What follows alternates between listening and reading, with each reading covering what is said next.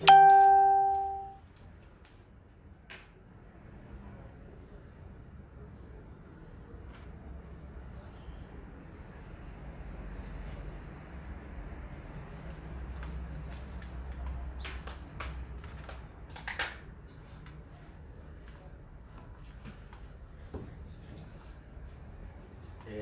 warm good morning to you fellow comrades, and revolutionary greetings to members of the 40th state. Welcome to the MDC Youth Assembly press conference on the state of affairs as far as issues to do with corruption are concerned in this country. This also follows after a week whereby the ZANU-PF Youth League made statements and pronouncements on the people whom they believe are corrupt. Here we have the Youth Assembly Vice Chairperson, who is on the far left, and on my immediate left, the Youth Assembly Commander, Comrade Obey Story, who is going to take you through our statement. Okay, thank you, Comrade Spox. Revolutionary greetings to you, fellow comrades and friends, esteemed members of the 40th state. We welcome you at this revolutionary house, MRT House. We have called this press briefing to express our thoughts and dismay at the recent events and statements by the not so youthful ZANU-PF Youth League regarding corruption in this country. As a party, as well as an assembly, we have always maintained that ZANU-PF is actually corrupt in its totality. And so to begin with, they have no local standard to comment on corruption, and let alone attempt to address the issues to do with corruption. The greatest form of corruption basically is denying the people their right to choose leaders of their choice through the electoral fraud and rigging, as has been the case with the institution where ZANU-PF Youth League belonged to. We all know that the previous election of 2018 was rigged, and to us, that is the biggest form of corruption that we are facing as a nation. As a party as well, we believe that a party called ZANU-PF, whose officials sting with corruption scandals, like the Willowgate scandal, Noxim scandal, Marange Diamond scandal, among others, have no moral probity to lead the anti-corruption crusade, and let alone speak about it. As a party whose president, the ZANU-PF party, whose president is enlisted in the previous year in more than 100 cash externalizers, but with not even a single one having been arrested or convicted, is not even fit to talk about anti-corruption. It is an insult to the people of Zimbabwe, all of us here included, for the ZANU-PF Youth League to name and shame officials in a corruption-laden party, leaving a big elephant in the house, for we all know that the fish rolls from the head. It is absurd indeed and insufficient to talk of corruption without citing Emerson Mnangagwa himself, who is involved in shoddy dealings with mining cartels in the mineral-rich areas along Kwekwe.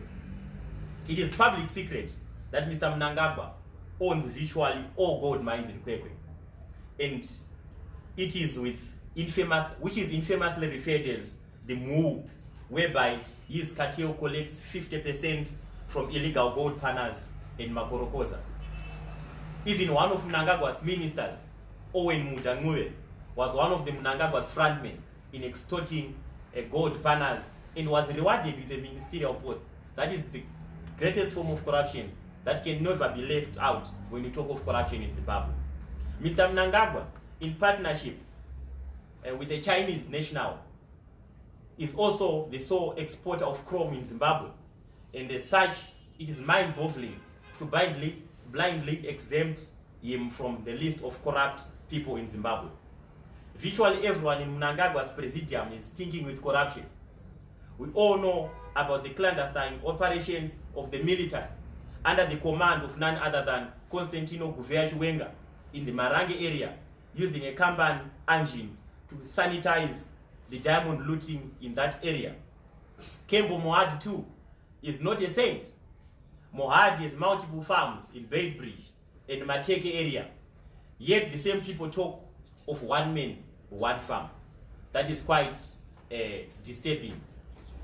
What of Mohadi's abuse to the ZRP in his nasty fallout with his wife Tambudzani? It is clear that anti-corruption facade by ZANU-PF is meant to achieve two things, only two things, which are not in any way interlinked to the war against corruption. Firstly, it is an attention-seeking drama bent on entertaining and diverting the long-suffering citizens from the focus on scourging prices and stinking poverty that has bedeviled the people of Zimbabwe. Secondly, and more importantly, it is our belief that ZANU-PF is taking this opportunity as an internal detonation that is meant to page remnants of G40 and those aligned to Constantine Chiwenga in their own factional battles. In short, this is a factional battle, and which has nothing to do with the genuine fight against corruption. If anything, ZANU-PF Youth League and the so-called anti-corruption drive exposes and portrays the corrupt nature of state institutions like ZAC and ZRP. This is because normally the police services, which is funded on taxpayers' money, is supposed to be taking the lead in investigating and arresting the corrupt officials instead of a youth league of a corrupt political party. The ZAC is too quiet, and this exposes the personnel that constitutes the commission and the appointing authority, who is, in this case, Emerson Mnangagwa. It is our firm belief that only those who have genuinely been calling and speaking against corruption, like us as a party, have the probity to lead and speak against corruption. For ZANU-PF to say they are against corruption as a party, it is a case of asking mosquito to come and cure malaria. It is unfortunate, as we believe, that the young people in ZANU-PF in this case have fallen victim of being used to settle political scores within the party. We saw it in the past during the Grace Mugabe era, where Chipanga was fronting at the political factional battles. In this case, again, we believe it's another factional battle that is being fronted using the young people as the political pawns. To us, we believe that a genuine fight for corruption can never be talked about by people who are ZANU-PF, for they are a political party which is corrupt in its totality. Thank you. Thank you. We're going to ask for 3 questions from the members of the 40 state with regards to the press statement. If there are more other questions, we'll take the further 10 questions. Comment. Okay. My name is Fanny Mafumo. I'm from Morning Post. I understand kuti the list yakapiwa na Louis Matutu swaka press statement, it's a ZANU-PF list, and he was directing to ZANU-PF members. So I wanted to know on what basis would the MDC Youth Assembly react to this, because just before Congress, ZANU-PF was trying to intervene into MDC politics, and you shunned them. And now it's them, they are paging themselves. On what basis are you intervening? Isn't it also a way of you meddling into ZANU-PF politics? That's my first question. Then my second question is, why are you attacking ZANU-PF? Because we know even in MDC there are a lot of corrupt officials, especially in the councils. Why is it that you are not taking this opportunity to address corruption in MDC? Because they also mentioned that there are some corrupt MDC officials, but they were not going to name them because they are not part of ZANU-PF. So on what basis? And why are you not naming and shaming corrupt officials in the MDC because they are well known and they are public? Those are my questions. Another question? Comment. My question is, what's next? We've talked of Zak's incapacity. You've talked of Zak's incapacity. You say that it is not capable of dealing with corruption, the police. So what's next? We have the list already, and you have just commented on it. What's next to deal with corruption? What is your solution? Third question. Yesterday, the ZANU-PF Youth League called for unity of purpose, especially in terms of fighting corruption as well as addressing the economic woes of the country. They also invited stakeholders like you or other parties like you to come on the table and bring solutions to the country. Or what's your response to the invite, and what solutions do we have for Zimbabwe as the young people? Okay, I will respond to the three questions that have come. First, I will start with you, comrade. You said your name is Fanny. Yes. Okay, you have raised two questions that I want to respond to you. The first one was you questioning us on why we are commenting on things that have happened in ZANU-PF. I think I also need to correct you before I respond to you. Some of the names that are cited there are not only members of ZANU-PF, but also have a stake in the government of this country. We have cabinet ministers who have been implicated. So that affects every citizen. The cabinet that you don't recognize as MDC. I'm coming there, comrade. What I'm simply saying, comrade, is that the names that have been mentioned, we can talk of those who are in cabinet. And we can also talk of individuals who are operating with the Grain Millers Association. Those institutions affect the day-to-day operation of every Zimbabwean. So we cannot leave any issues to do with corruption because it has been done by an individual. The effects of corruption affect every Zimbabwean citizen. Therefore, as a party which has always been sending a clear message to say we are dealing with ZANU-PF, which is a corrupt institution which needs to be taken outside the governance of this country. This is the reason why we are saying we cannot remain silent when corruption is still rife. If anything, we're actually excited that a realization has also come from our friends in ZANU-PF. We've been saying ZANU-PF is corrupt since 1999 at the formation of this party. They've never read on the same script, or rather on the same page with us. And we are happy that 20 years later, they now realize that the corruption has also grown big to an extent that even those who are corrupt also accept that they are corrupt. This is the case of people admitting that some are corrupt way better than them. So we are saying we cannot be silent as a country. And we've never been silent when it comes to corruption. We have said corruption is bad, we have condemned corruption, and we still condemn it today. It doesn't matter who does it.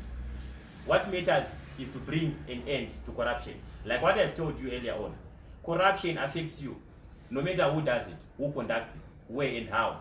Corruption is bad, it needs no space in the governance of this country. Then you also said, are we then not meddling into ZANU-PF politics? We are not meddling into ZANU-PF politics. We are addressing the issues to do with corruption. But we are simply saying, of the list that has been produced by One Matutu, it's not sufficient in the fact that it leaves other corrupt individuals who are even way corrupt than those who have been mentioned. ZANU-PF is corrupt in its totality. You cannot talk of corruption by an individual in ZANU-PF and leaving the other, because this is the culture. They've been surviving in corruption. Actually, they are staying in power through corruption. I've told you a good scenario. They're in power today through corruption because one of the biggest corrupt activities is the continued governance of Emerson Mnangagwa. He is there through a corrupt mechanism because rigging an election in itself is corruption. So what you are simply saying as a party, as a youth assembly, is that corruption runs through the DNA of ZANU-PF. Then my comrades asked me about what's next. It's a clear case of a new governance culture in Zimbabwe. ZANU-PF has dismally failed over these years. And you can never think that ZANU-PF can address corruption because they are the architectures of corruption. So to bring an end to corruption, we need a new governance culture. And we are ready as a party to provide new leadership that is corrupt-free. So the way forward is to ensure that Zimbabwe is blessed enough with a new governance culture led by MDC. We are a party that values and respects the human life. And when corruption is taking place, it's actually a sign of disrespect to the human life, because corruption kills. And as a party, we cannot allow corruption to be taking place in this country. This is why we are saying, going forward, we need a new governance culture, and you are ready to be providing that leadership, which is corrupt-free. Emmerson Mnangagwa and his cabal, like what I said earlier on, does not deserve to be leading this country. They are staying there in power through a corrupt mechanism. So we are saying the way forward is to ensure that we pave way to new leadership led by none other than Advocate Nelson Chamisa. Under an MDC government, which we are bringing very soon, you will never talk of corruption. Then the last question was from you, comrade. You said ZANU-PF has been calling for unit of purpose. As a party, we have no problem with unit, but to unite with the people who are genuine. I think there's been a talk of dialogue in the past. As a party, we are clear that we have no challenges with dialogue if it's to happen. But what we need to address, which is the fundamental question, the issues of unit of purpose and dialogue are actually symptoms.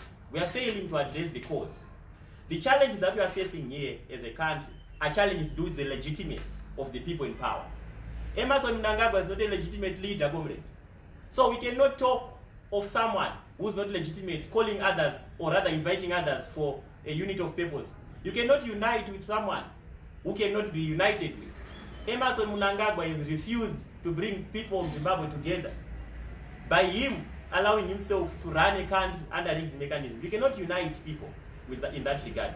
Because remember, when we went to the election, our president, Advocate Nelson Chamisa, won the election with 2.6 million votes. And for Mnangagwa, he believed that he won the election, and is failing to recognize the victory of the people of Zimbabwe. So you cannot unite people who are angry with you. The people of Zimbabwe are angry, and their anger is being directed to Emmerson Mnangagwa, who rigged an election. So unit of purpose, yes, it's a good thing because it allows the country to move forward. But the person calling for unit, there's no local standard again to call for unit, because there's no moral authority to be calling for unit. We have to address the fundamental question, the question of legitimacy. People need to accept the reality that the president who was elected by the people of Zimbabwe is Advocate Nelson Chamisa. For as long as we don't address that legitimacy question, everything else becomes unnecessary. Thank you. Thank you. Maybe we can take another. There's another one that I talked about corrupt officials in MDC. You haven't named them. Well, it's actually interesting that you are more knowledgeable about MDC than us, the people in MDC themselves. Because you chose It to did mean that we have those who are corrupt. As a party, I've told you, we're a corrupt-free party. We don't condone corruption. We actually condemn corruption. So if we have them, we could have. And I think our record is quite clear as a party. In 2013, we had the cases of some corrupt councillors. They were suspended. So if you have clear cases of corruption in this party, you will never live for the next hour. That is our culture. This is why we are different from ZANU-PF. In ZANU-PF, actually, are paid for not being corrupt enough. But in MDC, we don't have that culture. We don't tolerate corruption. This is the difference which we have with other parties. Thank you, comrade. recently a youth stakeholder by the name Tajamuka gave President Mnangagwa an ultimatum. And you previously, recently as well, you were calling for protest. How do you find common ground with that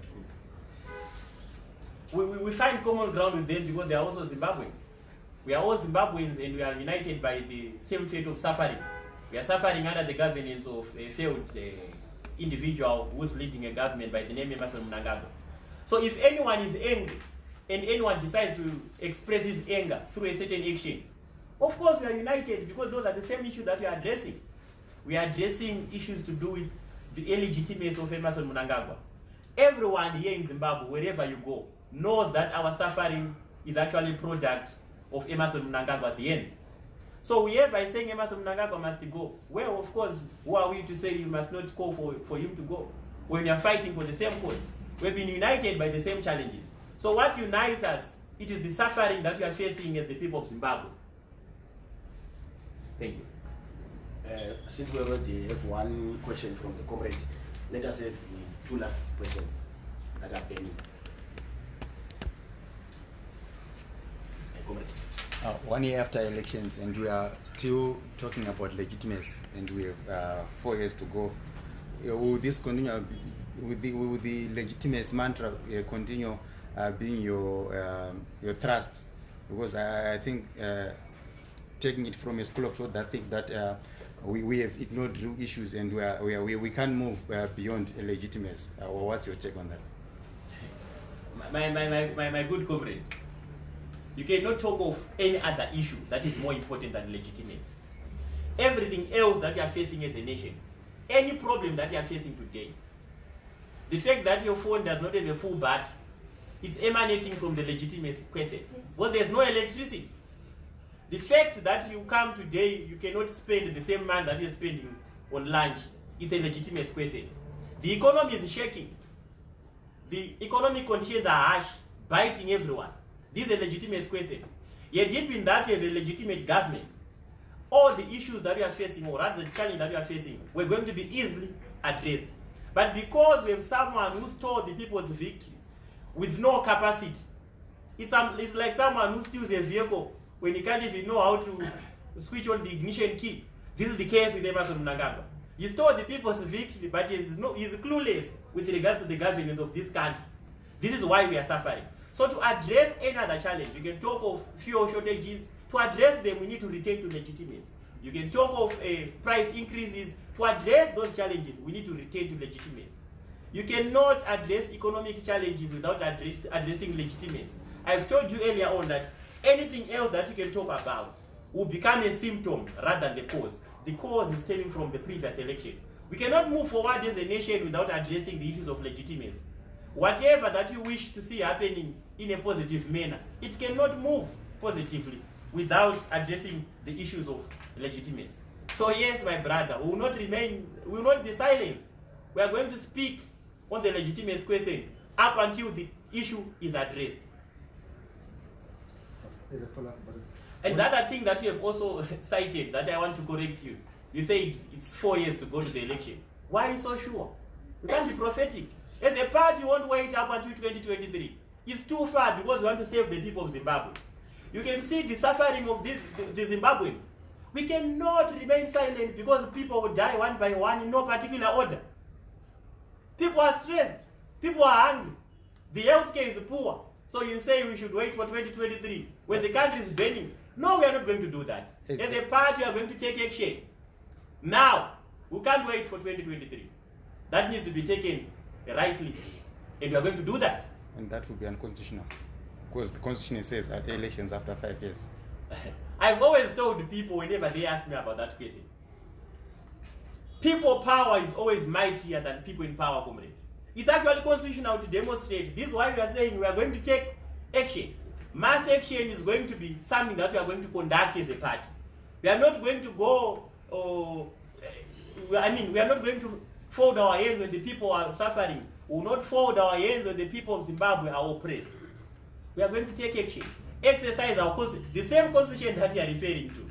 We are going to use it. We are going to utilize it. Section 59 allows us to do so.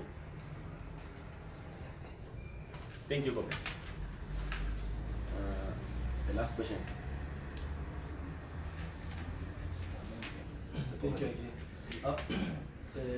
The last time you spoke of, you shared such sentiments, you were called to the CID law and order. Are you not afraid that this time around this could be worse? And, because you are raising issues which, like my colleague said, seem to be unconstitutional. Yeah, that's my question. Just to correct you, comrade, there is nothing unconstitutional in whatever we are doing. Is it unconstitutional to express one's views? It is constitutional. But again, you have asked me the question to say, I'm not afraid of being arrested. I'm not afraid of any arrest. And one thing that you need to know is that when they arrest an individual, they will not arrest the spirit. We have capable leaders in the Youth Assembly. We have the Vice Chair here, Comrade Chawya. We have Comrade Sarkozy here. I can see there's Comrade Ostalos there, Comrade Neta. You can mention a whole lot of names. So the question is not about obeying as an individual. It's about the spirit to bring change to the people of Zimbabwe. the spirit to give birth to democracy will still motivate each and every person to fight on, even in the absence of an individual. And then just as a follow-up, let's say you do succeed in mass protests in the near future, before the completion of President Emerson Mnangagwa's term, and the people manage to remove him from power. Is that a coup? No, it's not a coup. It's an exercise of a democratic right that would have pressured an individual to admit that I cannot continue because I'm not capable. That's not a coup.